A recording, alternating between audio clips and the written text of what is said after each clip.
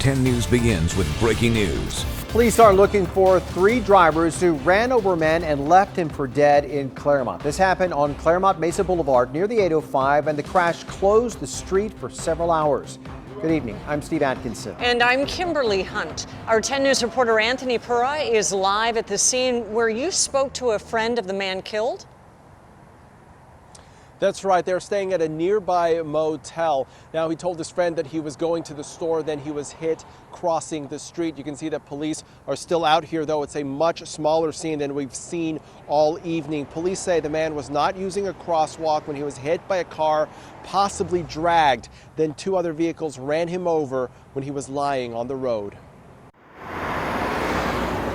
Police shut down the eastbound lanes on this busy Claremont street after a pedestrian was run over by at least 3 cars. None of them stopped. I was driving when we saw this person on the floor. So pretty much my wife, she was the one who screamed like there was someone on the floor. This driver stopped to call 911 after he watched 2 other vehicles in front of him run over the man and keep going. It looked like they tried to avoid him, but they couldn't because they were too close. Police say the man was a transient, but when he had enough money, he and a few friends would stay at a nearby Motel 6. Nick Brown was one of his close friends. I was outside smoking a cigarette. He left. I walk out a few minutes later. I light up another cigarette, and I hear my neighbor at Motel 6 saying, "Somebody's been hit by a car." He looked up in time to see something he wished he didn't. I saw a car run over what looked to be a body and take off. From what I know, somebody else hit him first, but when I got there, I recognized what he was wearing and everything else.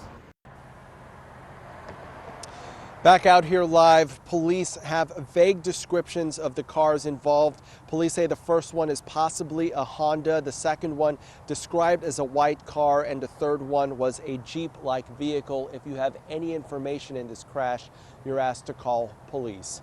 We're reporting live tonight. Anthony Pura, 10 News. Anthony, thank you. We are going to continue to follow any updates on this crash, and we'll bring you the latest on our 10 News mobile app. There's a free version available in the App Store. Just search 10 News. Some more breaking news tonight. 3 U.S. firefighters have been killed in an air tanker crash in Australia. The crew was flying the C-130 Hercules in New South Wales, battling those fires there. The plane went down about 70 miles south of Australia's capital, Canberra. That's where this video was shot today. About 80 fires are burning in that area, most of them out of control. The C-130 is owned by a Canadian company that helped battle California fires last year. The 3 U.S. firefighters are said to have been the only ones on board. No word yet where they came from in the United States. The cause of the crash is still unknown. Police arrested the man they say killed a father of 2 in a hit-and-run crash in Sherman Heights. Last night, police released these surveillance photos of Christopher Nunez. They say he ran over Jason Gordon Sunday morning on Market Street, dragged him about 100 feet, and took off. Police say he then drove to a taco shop at 25th and ordered food. 10 News spoke with his neighbor, who's in disbelief. I drive a bus. I see a lot of things, and I'm on our accident appeal board, so things are deceptive. People shouldn't just go ahead and jump to conclusions until you finally know. We're supposed to be innocent until proven guilty. Nunez's path and vehicle information were caught on the city's smart streetlights. He's now in jail for felony hit and run. And it's horrible that you're doing this to our town. I just can't even believe it. It has been a long and contentious night in Encinitas. The city council was scheduled to vote on a homeless safe parking plan, but 4 hours later, they are still hearing public comment. Our 10 News reporter Matt Boone joins us outside of City Hall tonight, where they are still waiting for a vote. Matt. Yeah, Steve, a lot of opinions, a lot of emotions being expressed on both sides tonight. People making impassioned pleas to the city council.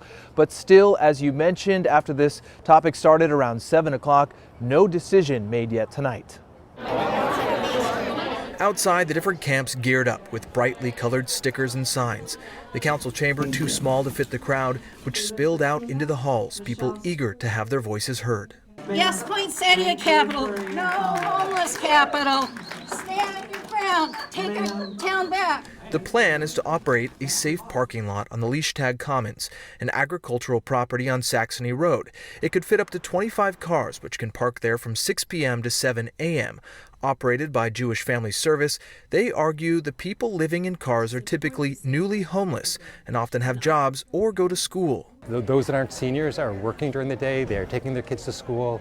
They're pretty responsible individuals. But that was not reassuring to many of the commenters. End result, more transients, drug-addicted, alcoholic, and mentally ill in our community. I own the beach. I know all the people at the beach, and you're going to have some trouble with us. We're going to take this town over, and it's going to be back in the hands of the citizens. But many were in support. We talk about the homeless like they're less than human, like they're not people. We should fear them. Watch out, they're coming for your children. Anthony White, a veteran, said he was homeless for 8 months. I wasn't suffering from addiction or mental illness, just the consequences of failed planning. Another man says he's been an Encinitas resident for 40 years, but health issues have forced him to live in a van. It would be way easier for me if I had a place to park that was safe. So I'm begging you to vote yes on this. Now, obviously, a few options are on the table. The City Council could vote yes to approve this tonight. They could vote no just to strike it down. They could also try and postpone this, as many of the commenters have been asking for, so that they can discuss with the City Council more, though there is a time element on this. The money that would fund this is coming from the state. It's called a HEAP grant, and that money actually expires by the end of this month if it's not used. So that's definitely in the back of the minds of the City Council as they make their decision tonight, which hopefully we may expect to see something before midnight. But right now, those public comments still going on. Live in Encinitas, Matt Boone, 10 News. Yeah, compelling comments there tonight. Thank you, Matt. New tonight, one person is dead and 7 others are injured, including a child, after gunfire erupted in downtown Seattle. Police say there was an argument in front of a McDonald's and then multiple people started shooting. It unfolded about 5 o'clock tonight. We know a 9-year-old boy is in serious condition. Right now, investigators are reviewing evidence. No arrests have been made. This is the 3rd shooting in downtown Seattle in 2 days. It was another marathon day in President Trump's impeachment trial. Democrats presented their case against the president using about a third of their time allotted so far. Over the next 3 days, the Senate will hear formal arguments. This phase of the trial will likely stretch into next week. The president's legal team is also preparing to counter aggressively. ABC's Rachel Scott is on Capitol Hill with more. Let us pray. After a prayer for civility, the House impeachment managers returned to the Senate chamber to open their case against the president and make an appeal to their Republican colleagues. The Constitution entrusts you to the responsibility of acting as impartial jurors, to hold a fair and thorough trial and to weigh the evidence before you, no matter what your party affiliation or your vote in the previous election or the next. Invoking the words of Alexander Hamilton, Congressman Adam Schiff said the framers warned against a leader like President Trump. They feared that a president would subvert our democracy by abusing the awesome power of his office for his own personal or political gain. Hour after hour, the Democrats made their arguments, saying the president engaged in a pressure campaign, withholding nearly $400 million in military aid in exchange for investigations into his political rivals. The president flying back to the White House from the World Economic Forum in Davos, tweeting, "No pressure." Some Republicans say they didn't hear anything new. Just a few hours into their opening arguments, they're already repeating the same points they made for 13 hours yesterday. With the next election in November, Democrats argued the president needs to be removed to protect it. The president went to extraordinary lengths to cheat in the next election. The president's legal defense team taking notes, preparing to challenge each point.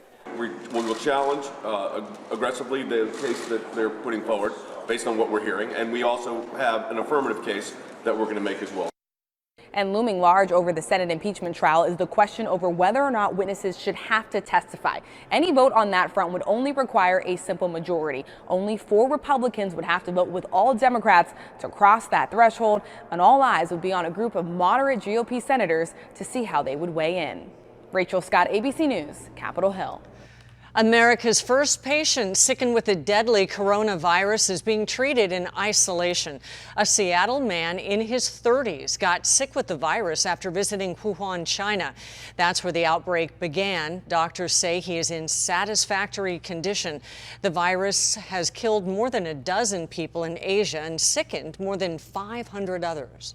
What we don't know is incubation period. We don't really know the route of transmission. We don't know how contagious it is, and we certainly don't know the fatality rate yet.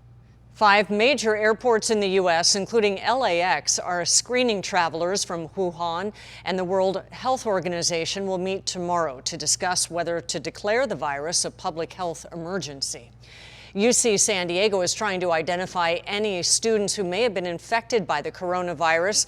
That's according to the Union Tribune. Today, the university sent a message to its students telling them to call Student Health Services if they were in Wuhan, China in the past 2 weeks and developed symptoms.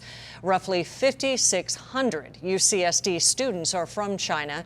Many just got back to campus for the start of the winter quarter. So far, no students are reported to have been infected by the virus. A San Diego contractor first exposed by Team 10 back in 2018 was sentenced to a year in custody. Stephen Haig pleaded guilty last year to taking money from homeowners to do work on their homes, but he never finished their projects. 22 people say he did this to them. He didn't start the work or do shoddy work. He didn't do anything for the majority of those victims. Just took their money, signed a contract, made promises, and he was gone. Goodbye to the next person. He will now be released on a work furlough after a month so he can earn money to pay back his victims. Before today's sentencing, Team 10 learned that Haig was accused by a man in Yuma, Arizona of taking his money and not doing any work either. It's unclear if he will face charges there.